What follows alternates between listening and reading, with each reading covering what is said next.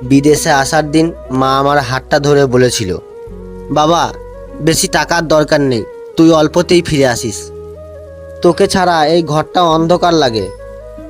আজ মায়ের সেই কথাগুলো কানে বাজে, কিন্তু ঘরের অন্ধকার দূর করতে গিয়ে আমি নিজেই আজ এক অন্ধকার প্রবাস জীবনে হারিয়ে গেছি। এখানে সূর্য ওঠে ঠিকই, কিন্তু রোদের কোনো মায়া নেই।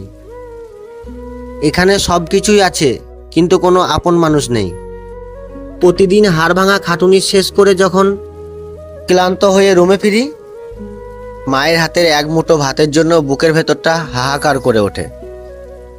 আমরা প্রবাসী, আমাদের কোনো ঈদ নেই, নেই কোনো উৎসব।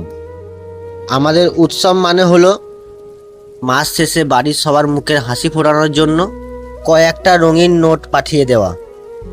সেদিন মা আমাকে ফোন করে বলেছিল, খোকা তোর নাকি শরীরটা খুব খারাপ, এবার ফিরে আয় বাবা, আমি তোর পছন্দের পিঠা বানিয়ে রাখবো।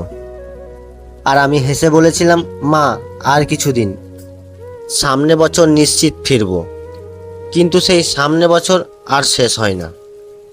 ঋণের বোঝা, বোনের বিয়ে আর ছোট ভাইয়ের পড়াশোনার খরচ মেটাতে মেটাতেই আমাদের যৌবনটা মরুভূমির বালিতে চাপা পড়ে যায়। সবাই হয়তো ভাবে প্রবাসীরা অনেক সুখে আছে, কিন্তু মা ছাড়া কেউ বোঝে না একটা ছেলে তার কলিজার টুকরাকে কত দূরে রেখে দিনের পর দিন চোখে জল লুকাচ্ছে। মা আমাকে বলেছিল ফিরে আসতে। মা আমি ফিরবো, হয়তো খুব শীঘ্রই ফিরবো, তবে তোমার সেই প্রাণ সচল খোকা হয়ে নয়, হয়তো একরাশ ক্লান্তি আর সাদা কাফনে মোড়ানো এক বুক দীর্ঘ শ্বাস হয়ে।